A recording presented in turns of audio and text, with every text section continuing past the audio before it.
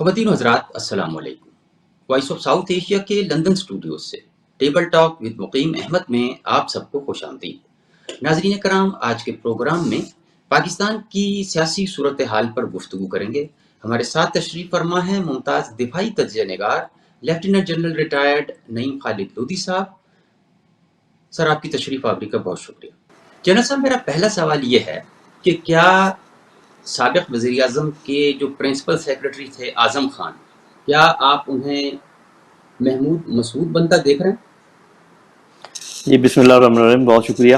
دیکھیں، بات یہ ہے کہ چونکہ ابھی اس میں معاملات ہیں جن کا قانون سے تعلق بھی ہے اور اس میں مسائل بھی ہیں۔ ایک چیز تو بالکل واضح ہے کہ ایک شخص اتنے دن غائب رہتا ہے، پھر وہ اپیئر ہوتا ہے اور اپنا بیان دے کے پھر تقریباً غائب ہو جاتا ہے۔ تو یہ جو پراسراریت ہے اس پورے معاملے کی، اس میں تو کوئی شک و شبے والی بات نہیں ہے نا۔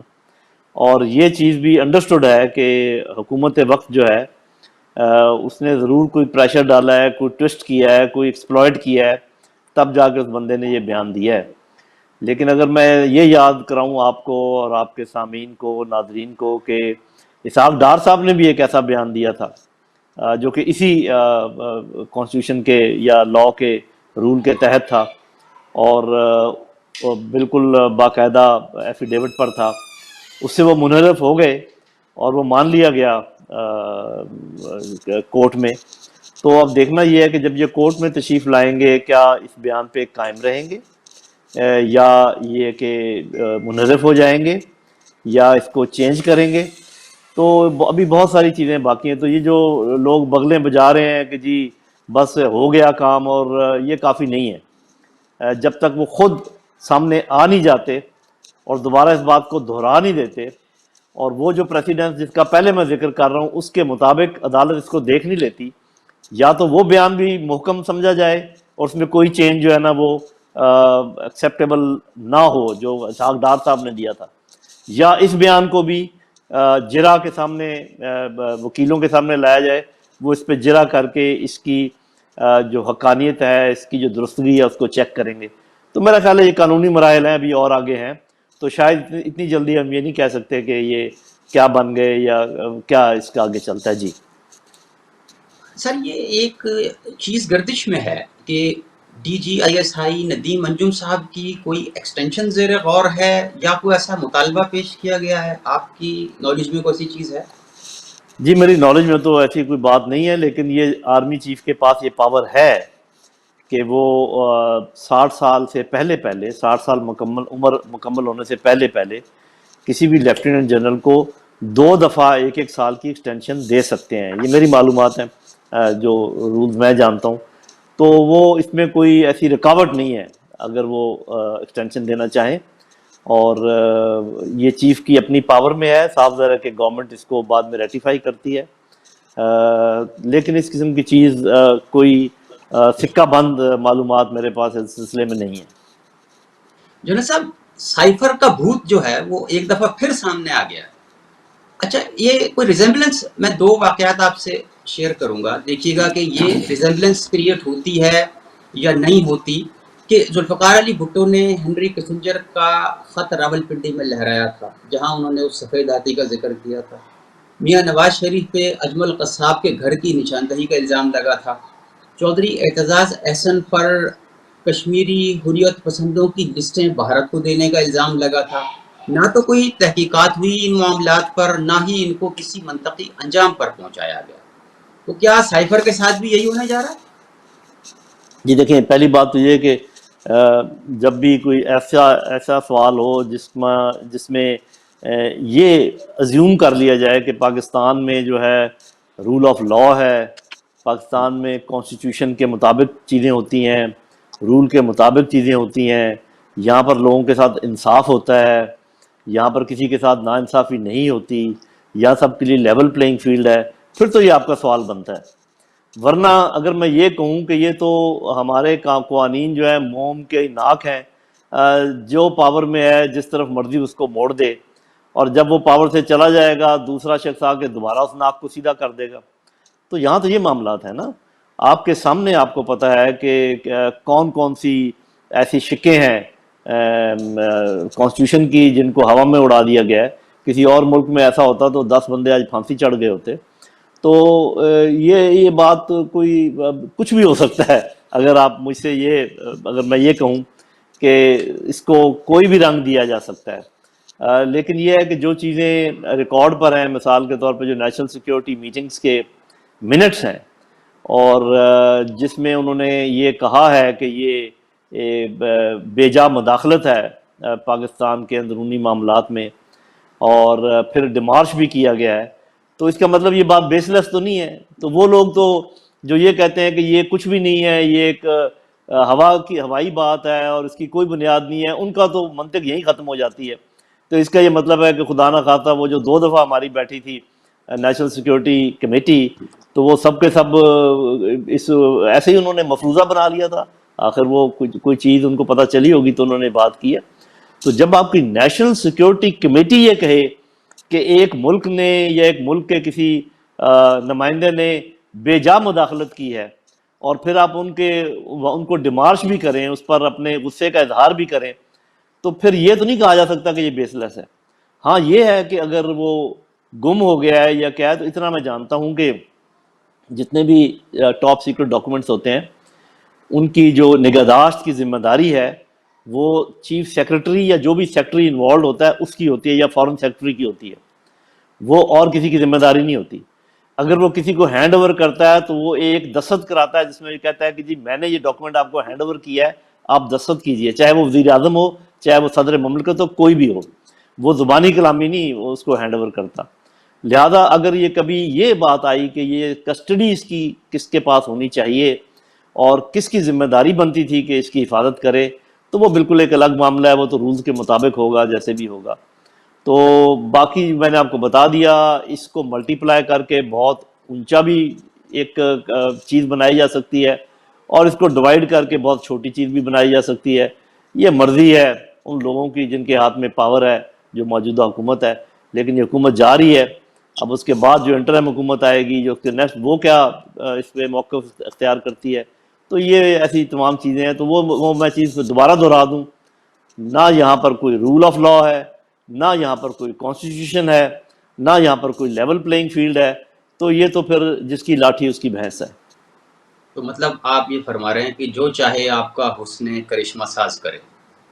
بس آپ نے اس کو کوزے میں بند کر دیا. یہاں وقت ہوا ایک بریک کا. بریک کے بعد سوالات کا سلسلہ آگے بڑھائیں گے.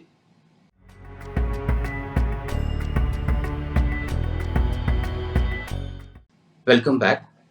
جنرل صاحب، میرا اگلا سوال آپ سے یہ ہے، یہ پی ڈی ایم کی جماعتیں جو ہیں اس مرتبہ یہ انسسٹ کر رہی ہیں کہ کوئی ریٹائرڈ جج نہ لگایا جائے، کوئی ریٹائرڈ بیوروکریٹ نہ لگایا جائے بطور عبوری پرائم منسٹر. وہ انسسٹ کر رہے ہیں کہ یہ سیاسی شخصیت ہونی چاہیے. یہ اس کی کیا ریزننگ لاجک ہے سر؟ کچھ سمجھ میں آنے والی بات ہے؟ وہ دیکھیں، پہلی بات تو یہ ہے کہ ہیں کواکب کچھ نظر آتے ہیں کچھ. تو یہ جو آپ بات کر رہے ہیں کہ وہ یہ کہہ رہے ہیں، یا ان کا یہ خیال ہے اور آپ مان رہے ہیں کہ وہ جو کہہ رہے ہیں وہی وہ چاہ رہے ہیں، مرضی ہے آپ کی.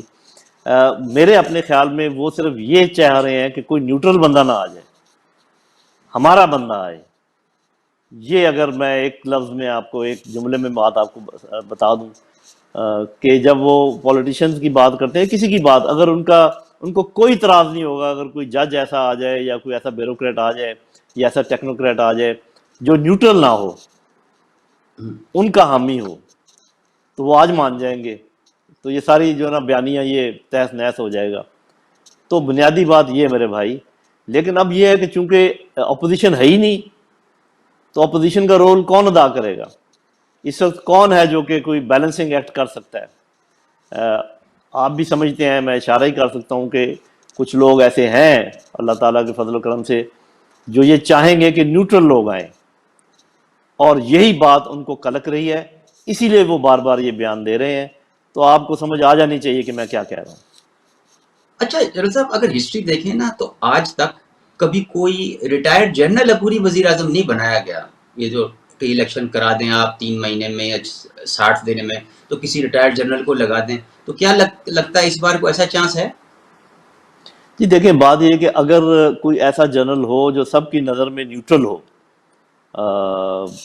تو پھر ہو سکتا ہے جیسے ہمارے ایک چیف ہیں جو کہ اس وقت سعودی عرب میں ہیں، ان کے بارے میں جنرلی یہ رائے ہے کہ وہ شاید کسی کی سائڈ نہیں لیں گے، تو ایسا اگر کوئی شخص ہو تو پھر تو ہو سکتا ہے، لیکن it has to be non controversial, جس میں کوئی کنٹروورسی نہ ہو، تو کیوں نہیں ہو سکتا؟ جنرل بھی ہو سکتا ہے، بیوروکریٹ بھی ہو سکتا ہے، سیاستدان بھی ہو سکتا ہے، کوئی معیشت دان بھی ہو سکتا ہے، لیکن یہ ضروری ہے عوام کے لیے بھی، پاکستانی عوام کے لیے بھی اور انٹرنیشنل کمیونٹی کے لیے بھی، اور آپ لوگ جو باہر پاکستانی بیٹھے ہوئے ہیں ان کی سیٹسفیکشن کے لیے بھی، کہ سب کو اعتبار ہو کہ بندہ نیوٹرل ہے، یہ ضرور وقت پر انتخابات کرا دے گا اور انتخابات کو ٹرانسپیرنٹ رکھے گا اور کسی دھاندلی نہیں کرنے دے گا، تو ایسا شخص جو ہے نا مشکل سے آپ کو ملے گا، لیکن ایسا نہیں ہے کہ ہے نہیں ایسے لوگ، پاکستان میں لوگ موجود ہیں جی۔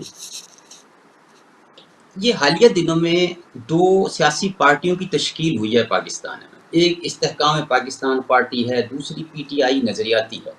دونوں نے جس طرح اس کی اوپننگ سیریمنی کی ہے چھپ کے بند دروازوں کے پیچھے اور میڈیا سے بچ کے، وہ اس سے ایسا لگ رہا ہے کہ جیسے یہ اسٹیبلشمنٹ کا کوئی پروجیکٹ ہے یا یہ کوئی کنگز پارٹیز بننے جا رہی ہیں۔ آپ کے پاس کیا انفارمیشن ہے؟ جی دیکھیں، انفارمیشن میں ضرور آپ کے ساتھ شیئر کرتا اگر مجھے یہ لگتا کہ ان پارٹی جن کا آپ نے نام لیا ان میں کوئی دم ہے۔ جب ایک چیز ہے ہی زیرو اور اس کی کوئی پوٹینشیل ہی نہیں ہے، تو آپ اور میں اس بات پہ بحث کر کے کیا حاصل کر لیں گے کہ یہ کس نے بنائی ہے یا کس نے نہیں بنائی ہے؟ سب کو پتہ ہے کہ جس نے بھی بڑی پارٹیاں چھوڑی ہیں، جنہوں نے پیپل پارٹی چھوڑی وہ بھی زیرو ہو گئے، جنہوں نے پی ایم ایل این چھوڑی وہ بھی زیرو ہو گئے، جو آپ پی ٹی آئی کو چھوڑیں یہ بھی زیرو ہیں۔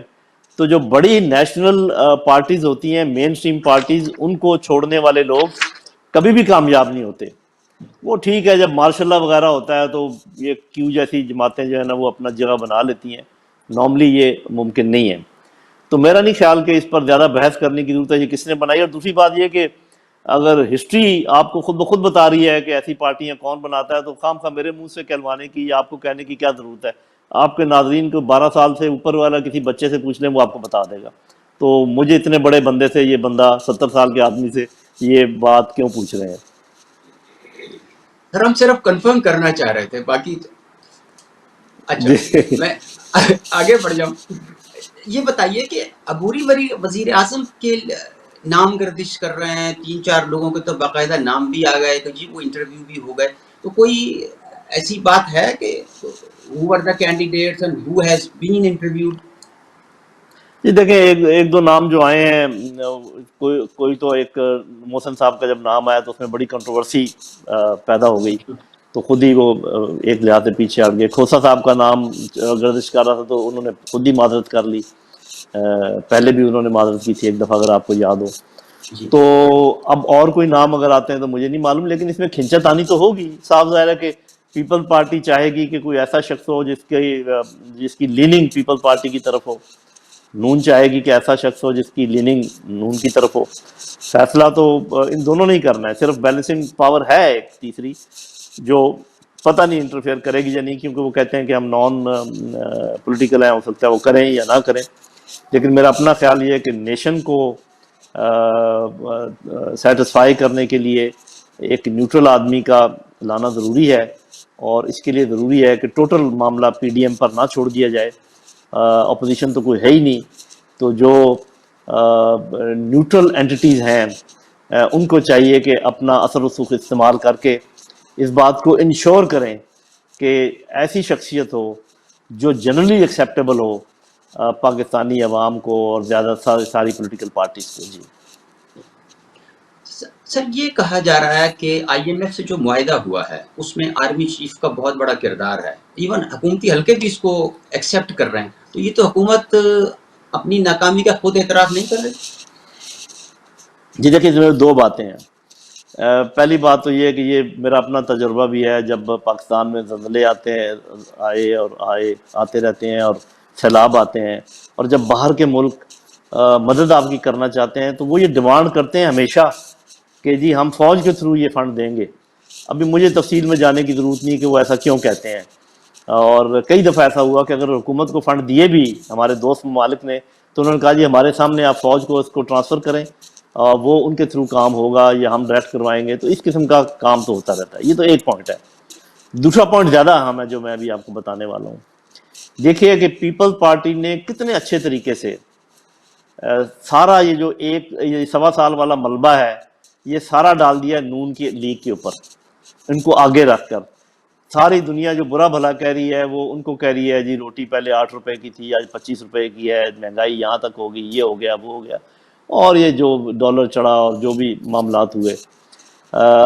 مجھے ایسے لگ رہا ہے کہ پچھلے 4 سے 6 ہفتے سے ابھی نون لیگ کی پوری کوشش ہے کہ یہ ملبہ فوج پہ ڈال دیا جائے. بالکل آپ کی بات سے میں بھی ایگری کروں گا، وہ کیونکہ وہ جو ایپیکس کمیٹی میں چیف صاحب کو ڈالا گیا، that was surprising for me and for some other people as well. اب دیکھتے ہیں کیا نتیجہ نکلتا ہے. اللہ بہتر کرے جی.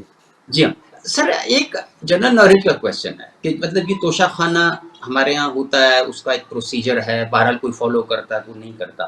ہم یہ جاننا چاہیں گے کہ فوج کے سربراہان جب غیر ممالک کے دورے کرتے ہیں، انہیں جو تحائف ملتے ہیں ان کے ساتھ کیا ہوتا ہے، کیا پروسیجر ہوتا ہے اس کا؟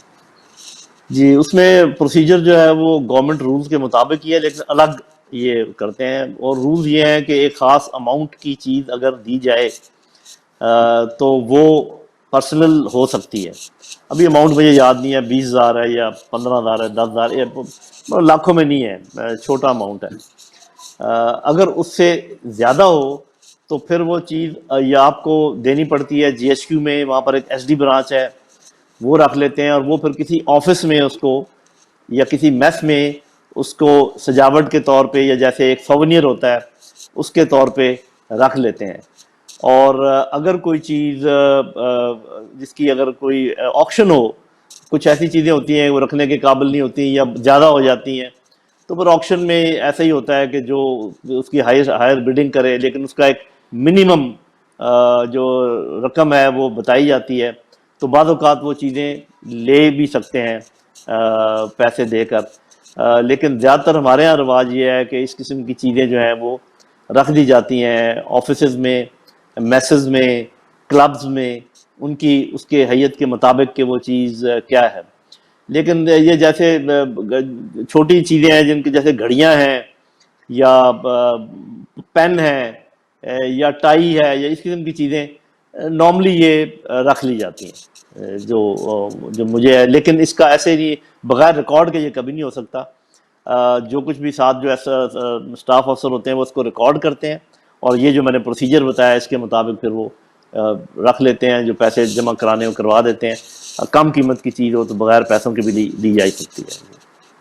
Thank you very much sir. General صاحب آپ کی تشریف آوری کا بہت شکریہ. بہت شکریہ. خواتین و حضرات، یہ تھا آج کا پروگرام جس میں جنرل ریٹائرڈ نعیم خالد لودھی صاحب نے ہمارے سوالات کے بڑے تسلی بخش جوابات دیے. امید کرتا ہوں کہ یہ پروگرام آپ کو پسند آئے گا. اگلے پروگرام تک اجازت دیجیے، تب تک اللہ حافظ.